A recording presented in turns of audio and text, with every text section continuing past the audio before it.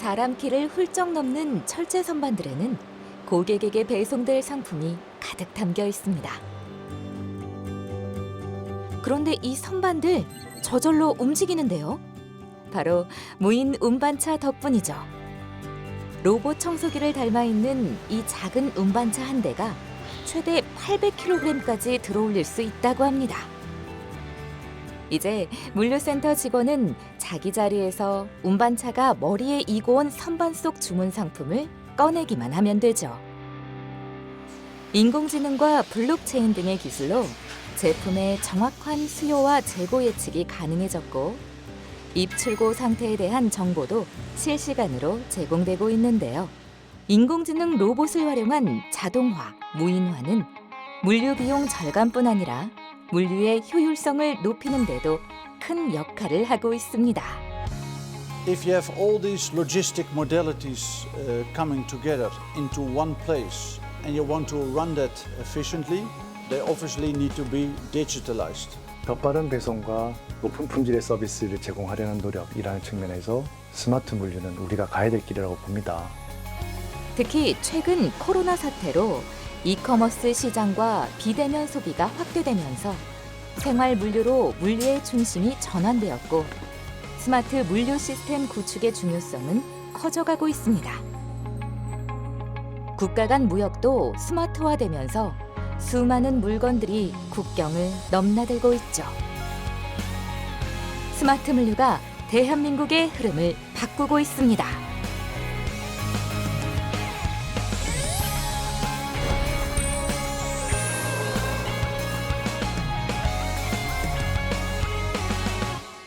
물류란 대체 무엇일까요? 물류란 말 그대로 물자의 이동을 의미합니다. 물류는 사람이 꼭 필요한 산업군 중 하나였죠. 하지만 최근 첨단 물류 자동화 기술이 도입되면서 기술이 한데 모아진 산업으로 물류 패러다임이 전환되고 있습니다. 몇 달씩, 1년씩 걸리던 물류가 이제는 당일 배송, 새벽 배송처럼 굉장히 빠른 서비스를 필요로 하고 있습니다. 결국은 기업들이 다단계로 역할을 분리해서 움직이던 세상에서 고객 정보를 중심으로 해서 우리가 모든 걸 알게 되면 내가 직접 서비스를 해야 되겠다라는 이런 비즈니스 모델의 변화와 함께 경쟁을 통해서 속도 중심의 경쟁을 하다 보니 더 빨리, 더 좋은 서비스를 제공해야 되겠다. 이 두 가지 변화가 결국 물류 전체의 그림을 바꾸고 있습니다. 물류업체들은 창고에서 고객 집까지 배송에 소요되는 시간을 줄이는 것이 무엇보다 중요합니다. 그래서 예전보다 더 나은 물류 시스템을 갖추기 위해 노력하고 있죠. 몇 년 전까지만 해도 택배를 받으려면 최소 3일 정도는 걸렸던 것이 이젠 단 하루, 최소 반나절이면 배송이 가능해졌습니다.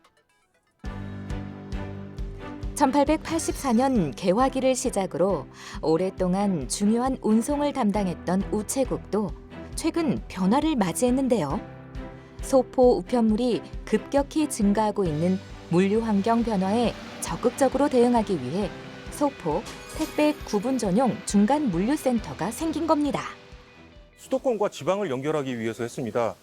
수도권 시장이 가장 큰 시장인 건 분명하지만 나머지는 다 지방권이기 때문에 허리와 같은 허브 역할에 필요해서 이 센터가 지어지게 되었습니다. 저녁 7시 산더미처럼 쌓여있는 택배 상자들. 이제 물류 작업이 시작됩니다. 하루 평균 약 40만 건, 연간 약 1억 건의 소포가 도착되어 당일 처리되고 있는데요. 예전에 비해서 이제 큼직한 물건들보다는 작은 물건들, 손바닥만한 물건들이 좀 많이 늘었습니다. 그래서 저희 보면 이게 티퍼라고 있는데 이 기계에다 한 번에 물건을 다 실어가지고요. 한 번에 이렇게 엎어가지고 다 분류를 합니다. 그 제품들이 있기 때문에 처리량도 많이 올라갔고. 근데 지금 이런 자동화가 아니면 하루에 저만한 물량을 예, 감당 안 되죠. 예.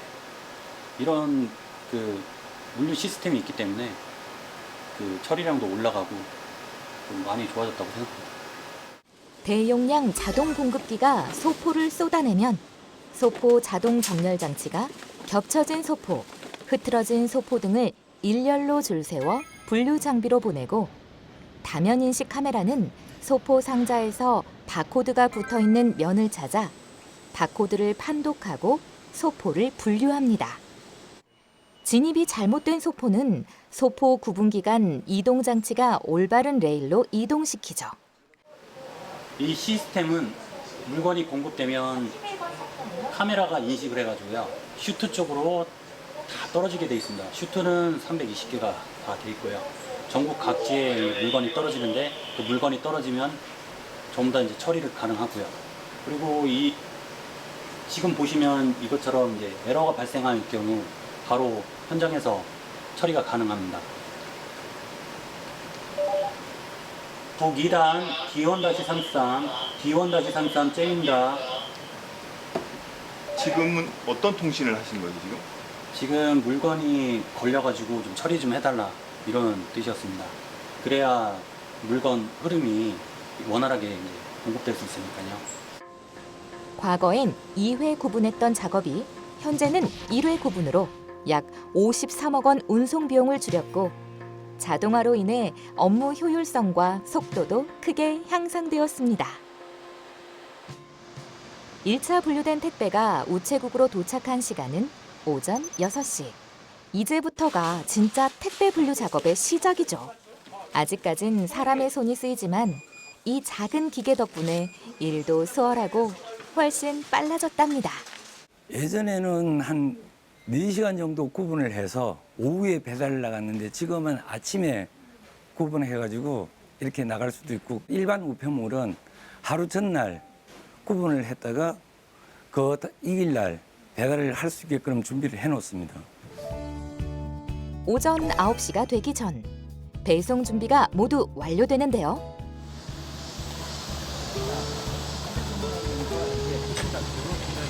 안전 운행하시고 조심해서 천천히 다녀요.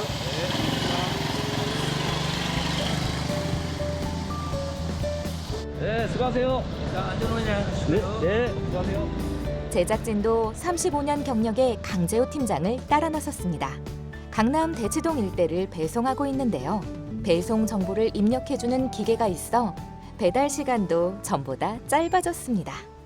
이런 식으로 실시간으로 이게 전송도 되거든요. 고객들이 좀 가끔 물어볼 때가 있어요. 그러면 이제 이게 어디서 왔니, 어쩌니 물어보는데 이제 그런 고객 정보도 종족을 할 수 있어서 예전에 그 쓰는 거보다는 좀 훨씬 더 편해졌다.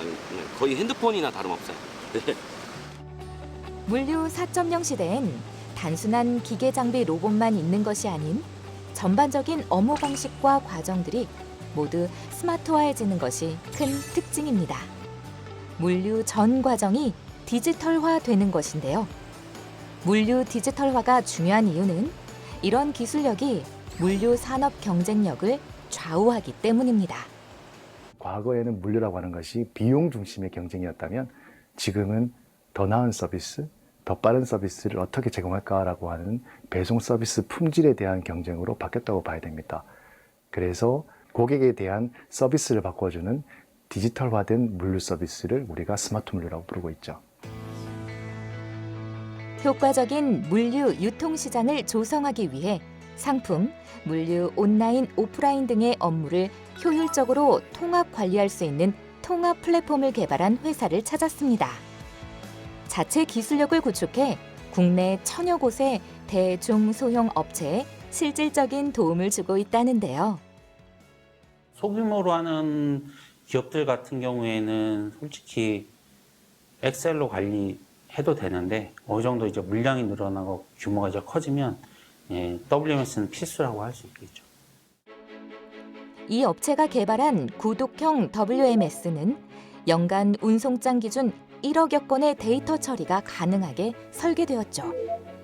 물류 유통 관리의 모든 과정을 시스템 하나로 관리합니다.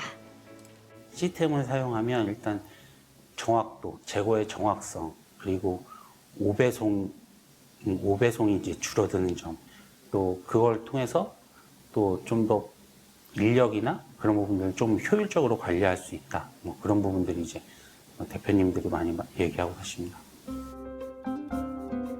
자정 전에 주문 완료된 상품이 바로 다음 날 받는 일이 흔해졌는데요. 이곳에서 그 비밀을 알 수 있습니다. 예전에는 그 판매자가 자기 제품을 갖고 있다가 주문이 들어오면 자기가 패킹을 해서 택배에다 넘겨주는데요. 넘겨주는 과정이 상당히 길었습니다. 근데 저희는 지금 모든 셀러들, 판매자의 재고를 저희 센터에 갖고 있다가 주문이 들어오면 바로 오늘 안에 주문을 포장해서 짧은 배송 기간을 거쳐서 바로 이제 소비자에게 갈 수 있는 이 일련의 과정들을 저희가 보통 풀필먼트라고 지칭하고 있습니다. 풀필먼트란 상품 보관은 물론 고객 주문에 따른 출고와 배송, 재고 관리까지 한 번에 제공하는 통합 물류 서비스를 말합니다. 스마트 물류의 그 첫 번째는 상품의 입고 단계에서부터 시작됩니다. 주문이 인입이 되면은 전량 다 당일 출고가 진행이 됩니다. 저희 센터는 이제 00시부터 24시까지 들어온 주문에 대해서 다음 날 새벽 2시 30분까지 전량을 다 출고를 진행을 하고 있습니다. 상품이 입고되면 가장 먼저 상품 최적 측정기로 상품의 크기와 중량을 측정하는데요. 단 한 번의 스캔만으로 저장된 데이터는 출고 마지막까지 활용됩니다. 그리고 박스 추천 시스템으로 전송되어 자동으로 상품 크기에 맞는 최적의 박스를 추천하게 되는데요.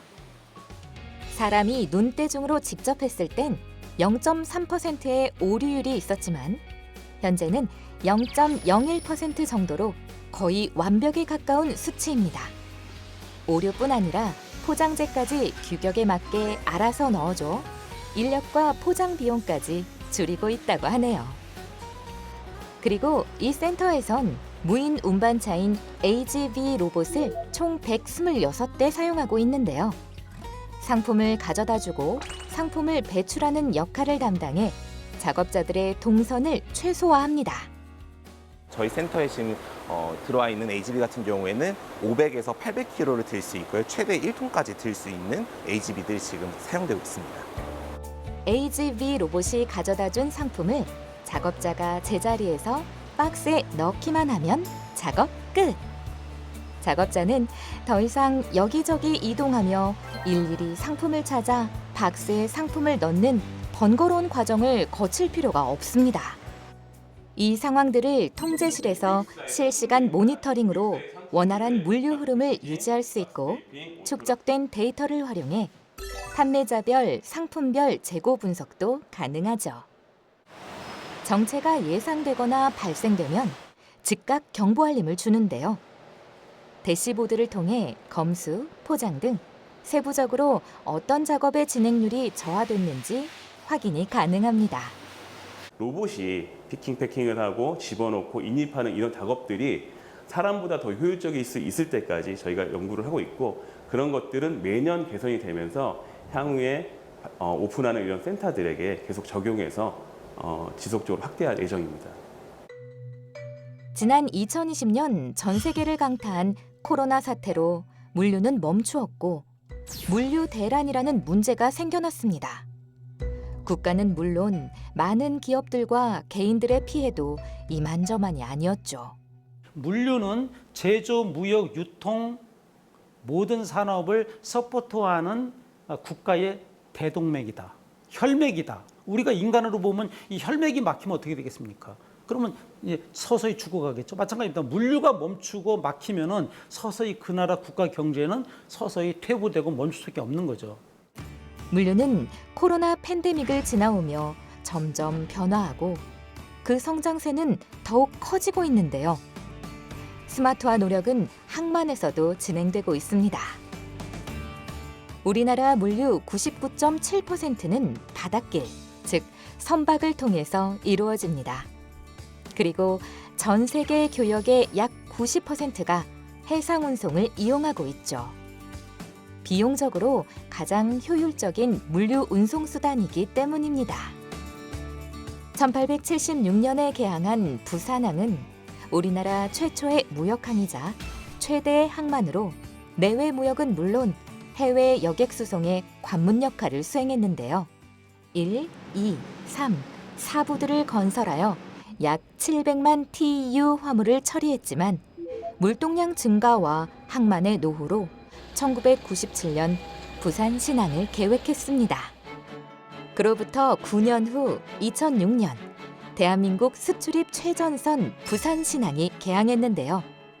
부산신항은 세계 각국의 화물선이 오가는 1급 보안시설로 세계 2위 글로벌 환적 허브 항만, 세계 7위의 컨테이너 항만이라는 타이틀을 얻었습니다.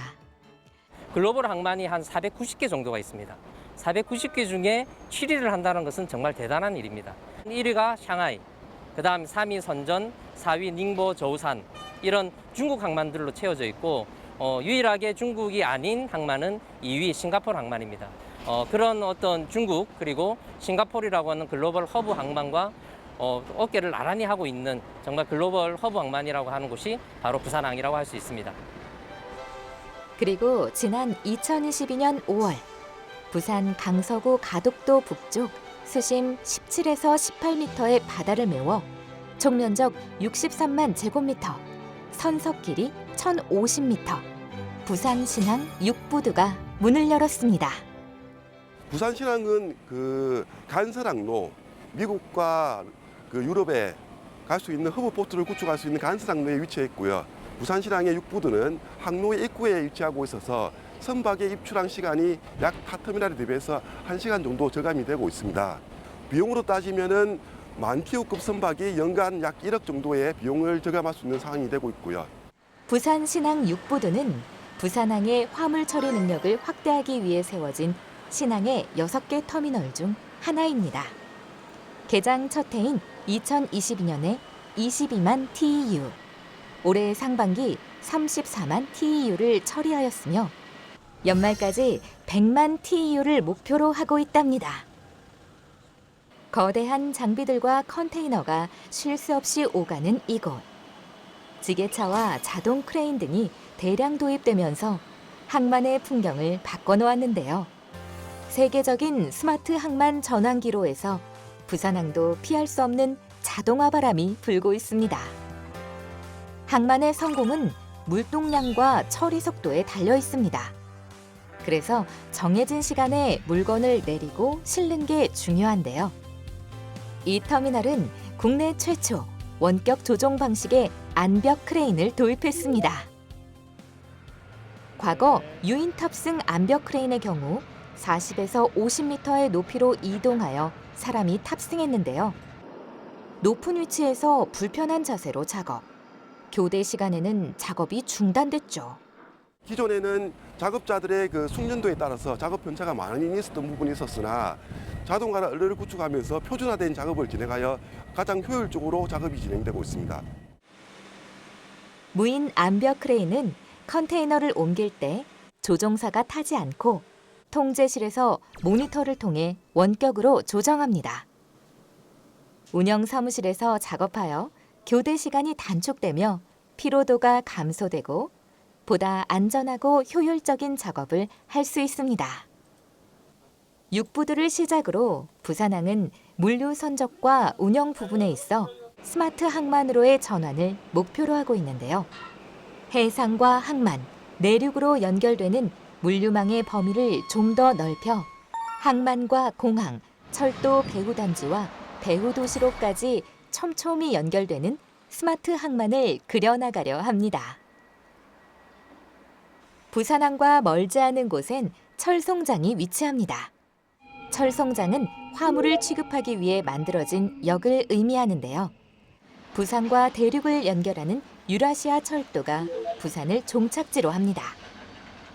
부산을 출발하는 유라시아 철도 노선은 두만강과 블라디보스토크를 지나거나 신의주, 베이징을 거쳐 모스크바로 향하는데요. 유럽 철도와 연결되면 독일, 프랑스를 거쳐 영국까지 이어지죠. 향후 미래에는 한반도에 이런 그 유라시아 철도가 연결이 되고 그러면 어떤 새로운 가치들, 새로운 부가가치가 우리 한국에 생길 것이라고 예상하고 있습니다. 현재는 국가 간의 협의 통관 문제로 국내에 있는 화물들만 이송 가능한 상태입니다. 이제 전문가들 예측으로는 정확한 물동량은 나오진 않지만은 태평양에서 유럽으로 이동되는 양의 한 3분의 1 정도는 철도가 충분히 감당할 수 있다라고 이야기를 하고 있고요. 특별히 철도의 장점은 항공과 선박을 이용하는 해운의 절반 정도 있습니다. 즉 가격은 그 둘 사이에 있고요. 도착 시기도 바로 그 중간점에 있습니다. 그리고 또 하나, 가덕 신공항이 완공되면 아시아 최대 트라이포트가 완성됩니다. 부산광역시 강서구 가덕도에 위치, 완공은 2029년도로 계획되어 있는데요. 특히 가덕 신공항의 경우 여러 가지 현실적인 한계가 있는 김해공항의 대안이 될 수 있습니다. 김해공항은 바로 군사공항입니다. 그래서 사진뿐만 아니라 다양한 부가가치 활동을 하기에는 제약이 있는 곳이라는 것을 바로 그 군사공항이라는 말에서 우리가 알 수가 있고요. 둘째는 그 인근에 다 그 주거지가 있습니다. 그래서 24시간 운영이 될 수 없고 저녁 늦게부터는 공항 소음 때문에 비행기가 항공기가 운영될 수 없는 상태입니다. 실제 그 물류공항이라고 하면 24시간 운영이 돼야 되는데 그렇지 않다라는 이야기고요.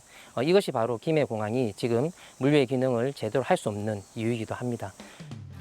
가덕 신공항이 완공되면 여객, 물류 중심의 복합 기능을 가진 공항으로 24시간 화물이 드나들 수 있다는 장점이 있죠. 값싼 해상 운송과 빠른 항공 운송을 통합 처리해 동반 상승 효과를 거둘 수 있는데요. 동남권과 광주, 전남까지 포함해 한 해 20만 톤이 넘는 항공 화물을 처리할 수 있고, 일본에서 육로로 화물을 옮기는 것보다 배로 부산항까지 실어 나른 뒤 가덕 신공항을 이용하면 비용과 시간을 최대 50% 줄일 수 있습니다. 특히 세계적인 전자상거래 업체 물량까지 유치할 수 있다고 합니다. 이와 같은 글로벌 공급망 변화, 글로벌 전자상거래 등의 급성장에 대응해 항만, 공항, 철도를 연결하는 부산형 트라이포트를 계획하고 있습니다. 전문가들은 트라이포트를 완성하기 위해선 배후 부지의 중요성을 강조합니다. 지금 국토부에서 5차 물류 기본 계획을 발표했는데 그 핵심 내용 중에 하나가 스마트 도시상에서 물류의 시스템을 구현하는 것입니다. 최근의 물류는 사실은 단순한 배송은 아니거든요. 이것이 고도화된 기술, 그다음에 플랫폼과 결합해서 최적 경로를 산정하고 가장 효율적으로 소비자에 인도하는 방식입니다. 현재 부산 신항 컨테이너 터미널 뒤로 배후단지가 조성돼 있는데요. 부산 신항 배후의 입지적 특성을 활용하여 조선 기자재, 기계장비, 신재생 에너지, 철강, 복합물류 등 기능을 갖춘 산업단지입니다. 지역 경제 연간 매출액은 약 4,300억 원, 연간 물동량은 약 180만 TEU로 물류 제조기업 등 약 70여 개가 입점해 있는데요. 부산 항만 배후단지 역시 전형적인 물류 서비스에서 벗어나 조립에서 고객 서비스까지 다양한 기능을 수행하는 종합 물류기지로 변모하고 있습니다. 과거 항만의 화물이 단순 환적 화물을 끌어오는 데 노력했다면 이제는 항만 배후단지를 통해 고부가가치 환적 화물 창출을 목표로 하고 있습니다. 물동량 확대와 항만의 경쟁력 확보를 위해서죠. 2009년부터 부산신항 북컨테이너 배후단지 내 자유무역 지역에서 보세물류 서비스를 제공하고 있는 한 업체를 찾았습니다. 부산신항 배후단지의 가장 특별한 장점으로는 터미널과 바로 인접해 있다는 점을 들 수가 있겠습니다. 단거리에 있는 배후단지 입지를 활용해서 물류 작업을 신속하게 처리를 할 수 있습니다. 자유무역 지역으로 지정된 배후단지의 입지를 활용하며 물류 자동화 및 스마트화까지 추진하고 있습니다. 먼저 컨테이너 위치를 파악할 수 있는 관리 시스템이 있는데요. 물류사업부와 정보통신사업부가 함께 만들었다고 합니다. 사무실에 있는 작업자와 장비 운영기사가 실시간으로 데이터를 주고받으며 소통하는 시스템으로 컨테이너 야드를 터미널과 같이 디지털 전환할 수 있는 건데요. 작업자 누구나 스마트폰을 이용해 반입 반출 상황을 쉽게 파악할 수 있습니다. 그전에는 다 그 컨테이너 넘버를 전달받고 저희가 컨테이너 일일이 다 찾아야 되고 그랬었거든요. 근데 이게 지금 장치가 어떻게 되는지 확인이 다 나오기 때문에 이적하기도 용이하고 그리고 상차 정보를 보고 상차해주기도 용이합니다. 예전에 비해서 작업 속도가 뭐 비교할 수 없을 정도로 빨라지신 말입니다. 작업 속도가 전에는 컨테이너를 찾으려고 그러면 내려서 안쪽까지 확인을 할 수밖에 없었는데 이거는 지금 안쪽까지 컨테이너가 장치대임 다 보이기 때문에 확인이 차이가 나는 거죠. 관리자는 모든 상황을 실시간으로 파악할 수 있으며 크레인 장비 작업 반경 내에 굳이 들어갈 필요가 없어 사고 위험성도 확 줄일 수 있죠. 뿐만 아니라 물류센터를 디지털 전환하기 위하여 이른바 디지털 트윈을 구현하였는데요. 화물 정보와 지게차 위치 정보 등 다양한 정보를 모아 언제 어디서든 현장 운영 현황을 확인할 수 있는 시스템을 마련한 겁니다. CCTV를 통해서는 여러 가지 화면을 동시에 봐야 하는데 사람이 눈으로 보는 데는 한계가 있기 마련이고 현장 모니터링이 쉽지가 않습니다. 이에 반해서 디지털 트윈이나 온습도 현장의 모든 디지털 정보를 한 곳에 담아서 보게 되면 이러한 현장의 물류 운영 현황을 한눈에 볼 수 있는 장점이 있다고 하겠습니다. 특히 디지털 트윈이라는 시스템으로 미리 모의 실험을 할 수 있어서 빠른 방향 제시를 해준다는 것이 큰 장점입니다. 현재 부산항 배후단지는 4,673제곱미터 규모로 가동 중입니다. 해양수산부의 제4차 항만 배후단지 개발 종합계획과 경남연구원의 연구에 따르면 2030년까지 트라이포트 구축 시 부산항 물동량은 9.25% 증가할 것으로 보고 있으며 이에 따라 배후단지의 추가 면적 확보는 반드시 필요한 상황이라고 합니다. 김해시가 준비하고 있는 동부가 물류 플랫폼은 김해시 화목동 일대 14제곱킬로미터, 부산 강서구 14제곱킬로미터를 합한 28제곱킬로미터를 항만, 철도, 공항의 트라이포트를 기반으로 종합물류 배후도시로 구축한다는 계획입니다. 특히 주변 타 지역에 비해 평지로 이루어진 김해시의 경우 안정적인 부지 확보가 용이합니다. 김민재 교수는 개발의 용이성과 확장 가능성에 있어 김해가 굉장히 특화되어 있다고 말합니다. 더 확장할 수 있는 충분한 공간이 있느냐 굉장히 중요한 거고요. 그다음에 가용된 토지가 이것이 많은 비용을 투입하지 않고도 개발이 가능한 것인가. 예컨대 산지 지형이다. 이것들은 사실은 평탄화 작업하기 위한 굉장히 많은 비용을 요구를 하게 됩니다. 개발의 용이성과 확장 가능성에서 김해 굉장히 장점이 있고요. 여기와 연계해서 이제 교통의 결절점이기 때문에 가장 큰 장점 중에 하나라 생각이 들고요. 김해시는 제조업의 산업 특화도가 높게 나타나는 지역입니다. 지역 산업 특화도란 특정 산업을 중심으로 도시를 성장시키고자 할 때 살펴보는 것인데요. 해당 지역의 산업 점유율과 종사자 수는 중요한 요소 중 하나죠.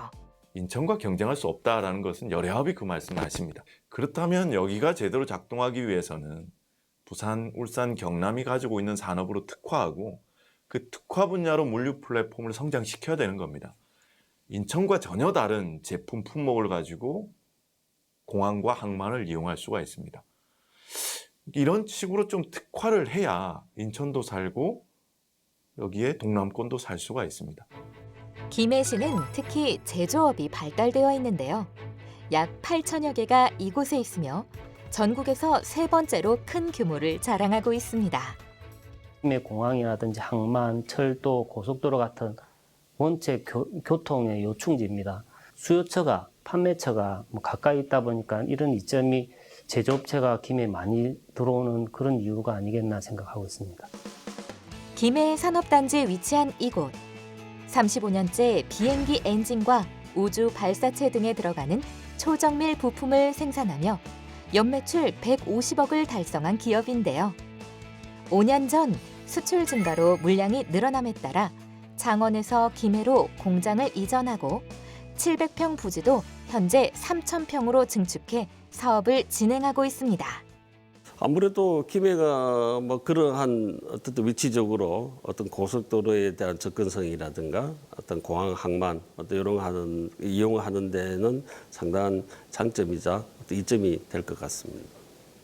이 기업은 끊임없는 제품 개발과 총 공정 시간만 100시간이 소요되는 정밀 가공 기술력을 인정받아 2021년 김해형 강소기업으로 선정되며 명실상부한 지역 유망 기업으로 자리 잡았는데요. 네, 이 장비는 우리 회사의 주력 장비로서 5축 MCT 장비입니다. 5축이요? 네네. 보통 일반 MCT 장비는 XYZ로 구동되는 3축 장비입니다. 이 장비는 XYZ뿐만 아니라 밑에 베드가 움직이는 AC축까지 움직이는 5축 장비입니다. 뭐 저희가 이해하기 쉽게 아마 5차원 장비 뭐 네, 맞습니다. 네. 좀 입체적인 가공이 가능한 장비입니다. 야, 이렇게까지 필요한 거면 되게 정밀 어떤 기계에 들어갈 것 같은데. 네, 맞습니다. 저희 회사는 항공기 엔진 부품을 주로 가공하고 있습니다. 항공기 엔진 부품은 재질도 특수할 뿐만 아니라 형상이 특수하기 때문에 반드시 5축 가공 장비로만이 가공할 수는 있습니다. 향후 김해 배우단지 입주 계획을 밝히며 세계적 경쟁력을 확보해 수출 증가에 대한 기대감을 드러냈습니다. 김해시는 제조업뿐 아니라 미래 성장 가능성이 높은 의생명 산업을 20년 가까이 추진해 왔는데요. 최근 코로나19를 거치면서 의약품, 의생명 관련 분야는 콜드체인을 구축해 안정적이고 빠른 물류 운송이 주요 과제로 떠올랐죠. 의료기기 특구단지에 위치한 이 업체는 세계보건기구와 미국 환경보호청에서 인증받은 물질인 이산화염소를 이용하여 소독 멸균 기계를 제공한다고 하는데요. 저희는 지금 의료기기 특구 단지에 위치해 있고요. 해당 단지에서는 의료기기 산업의 진출에 대한 전반적인 지원이 있었기 때문에 저희가 이곳에 연구소를 설립하고 지금까지 진행을 하고 있습니다. 김해시의 지원을 통해 2021년 세계 최초 이산화염소가스 멸균기 개발에 성공했습니다. 국내뿐 아니라 유럽, 미국 등 여러 국가에서 문의가 잇따르고 있습니다. 이곳 또한 배우단지에 입주하여 국내외 시장을 넓혀 활동할 계획을 세우고 있습니다. 저희 기계 같은 경우는 기계 한 대당 약 가벼운 게 100kg 이상이 되거든요. 하다 보니까 이제 트럭으로 운송하기는 힘들기 때문에 해당 배우단지가 설립이 되면은 입주해서 다양한 이제 운송 수단의 혜택을 조금 이용하고자 합니다. 배후도시는 이제 단순 컨테이너를 적지 않은 공간이 아닌 물류를 지원하기 위한 금융업, IT, 소프트웨어 등 다양한 산업들이 만들어져 새로운 일자리 창출에 장이 되고 있습니다. 물류를 지원하기 위한 기업들이 만들어지고 기능들을 수행해야 되는데 그 기능들을 담기 위한 이제 도시가 필요한 겁니다. 그와 연계해서 이제 일자리가 될 겁니다. 말씀드린 대로 금융이라든지 소프트웨어라든지 ICT 기업들이 이제 지원 기업으로 같이 유치가 되어야 될 거고요.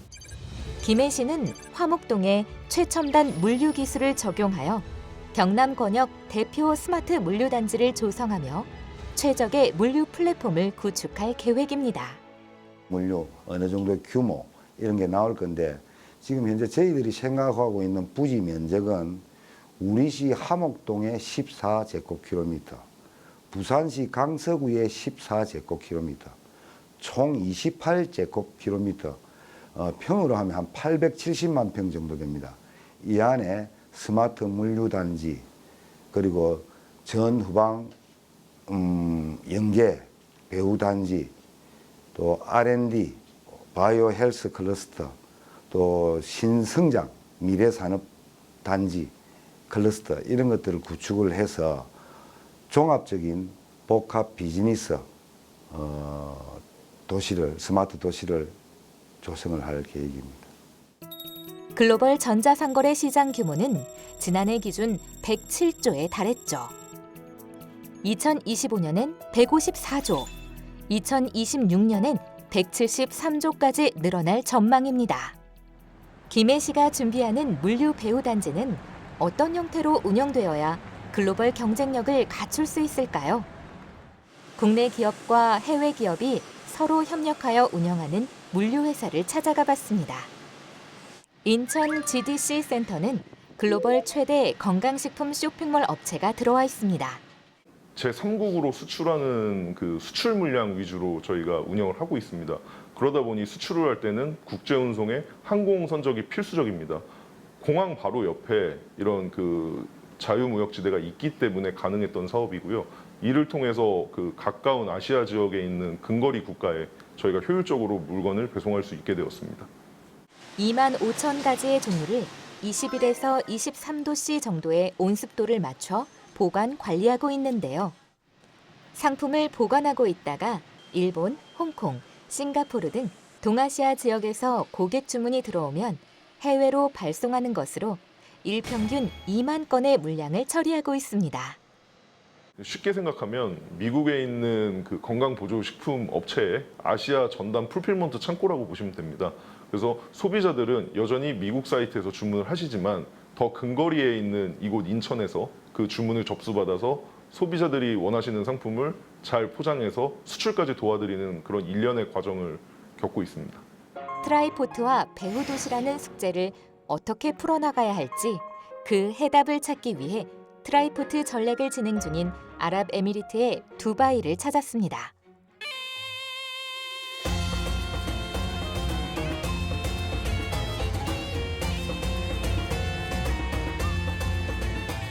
우리에게 수도인 아부다비보다 더 잘 알려진 두바이는 서울의 7배 크기죠.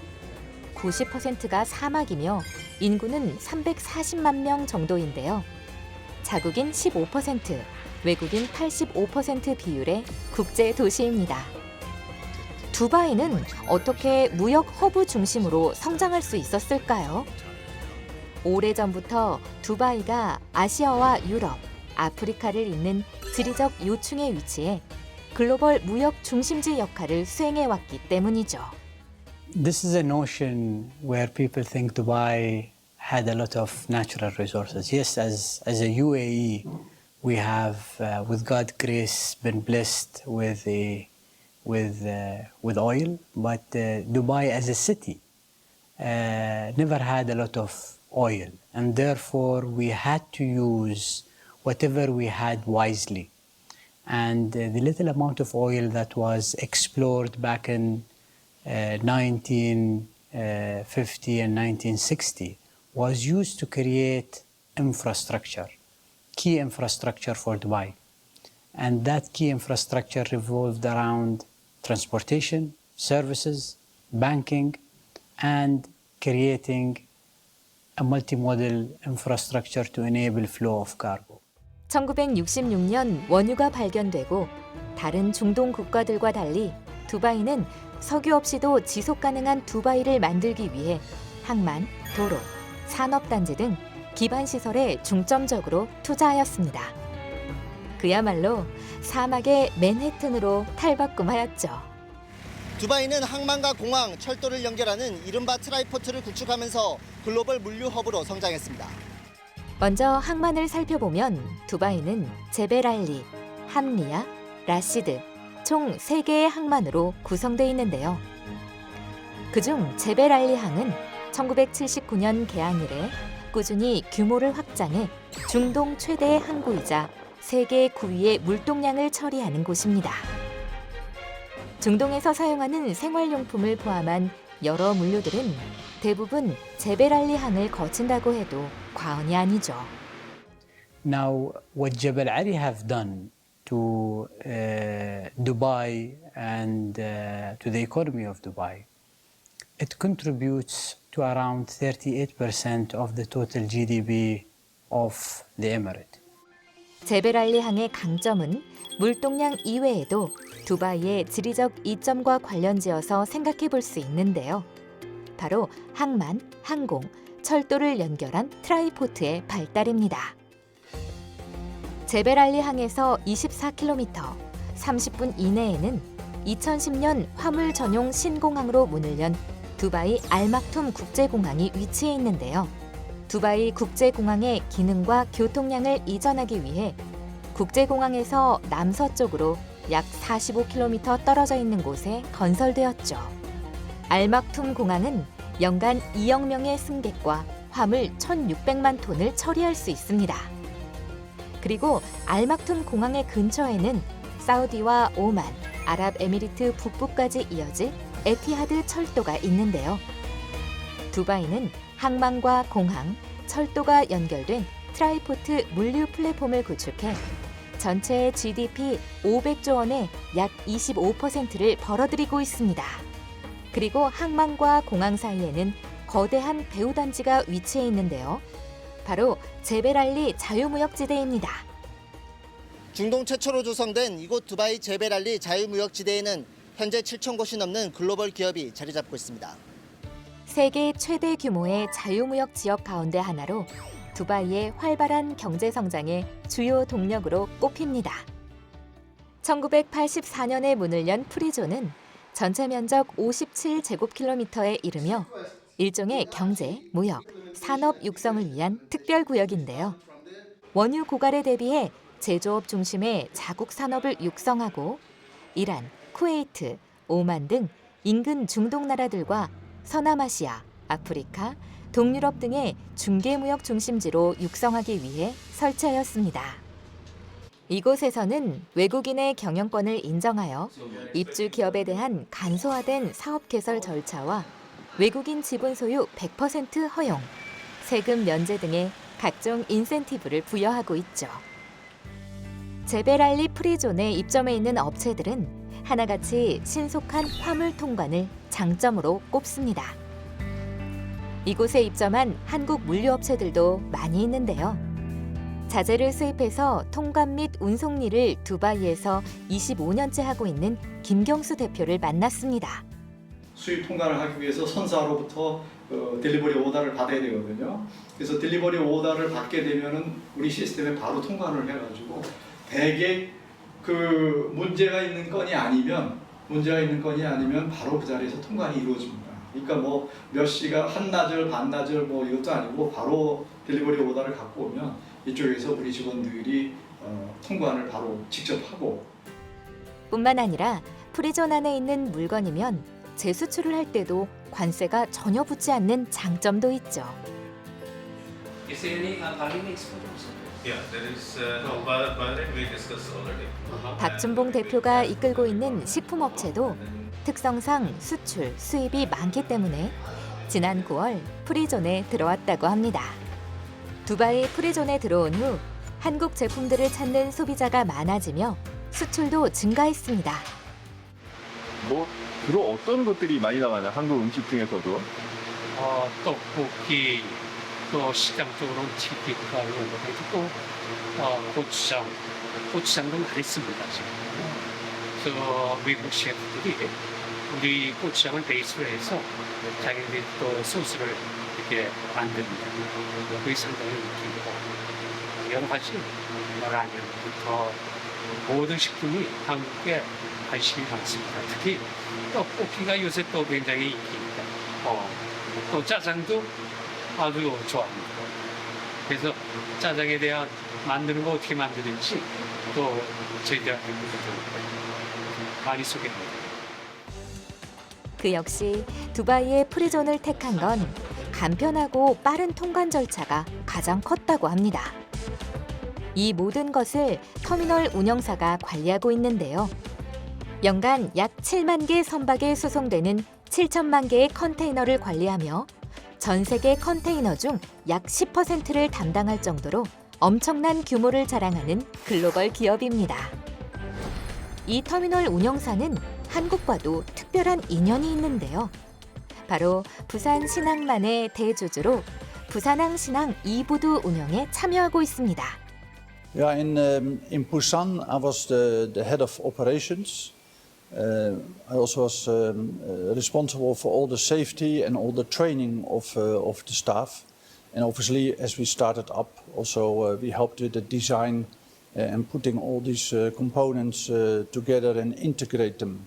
So already in those days, I'm talking about 2005, we were a very advanced container terminal. And, 두바이는 이미 많은 디지털화가 되었지만 끊임없이 노력 중입니다. 최근에는 컨테이너 보관 신기술을 개발하였는데요. 바로 도서관의 책장처럼 차곡차곡 컨테이너를 보관하는 겁니다. 30톤짜리 컨테이너를 6층 높이의 책장에서 바로 잡을 수 있게 만든 거죠. 이 방법을 사용하면 야적장의 면적을 무려 70%까지 줄일 수 있다고 합니다. 두바이는 자유구역 지정 및 외국 기업에 대한 과감한 비과세 혜택을 통해 외국인 투자 유치에 주력한 결과 글로벌 기업들의 진출을 이끌었고 관광 수입도 증가하게 했는데요. 부산과 김해 역시 트라이포트와 배후 도시로의 성장을 위해선 더 많은 고민과 운영할 수 있는 체계가 필요해 보입니다. 두바이 정도의 프리존을 만들고 여기에 파격적인 혜택을 줘야 된다라고 생각합니다. 이 가공 무역만 가능하다라고 하면 저는 김해나 부산이 여기서 만들어낼 수 있는 부가가치는 사실 무궁무진하다고 생각합니다. 변화하지 않으면 붕괴될 수 있다는 위기감이 감돌 만큼 현재 물류산업 전반에서 큰 변화가 일어나고 있습니다. 인재 육성을 위한 교육기관까지도 함께 조성할 수 있는 물류 플랫폼 그 자체를 구축을 할 수 있도록 노력해보겠습니다. 가덕도 신공항이 건설되면 항만, 항공, 철도가 결합된 부산형 드라이포트가 완성하게 되는데 물류 생산이 연계되는 물류 혁신 특구 제도를 도입하여 향후 부산이 글로벌 비즈니스 복합 물류 허브 도시로 도약하게 될 수 있는 기반이 될 것으로 생각합니다. 지금보다 더 달라질 진정한 스마트 물류 시대를 기대해 봅니다.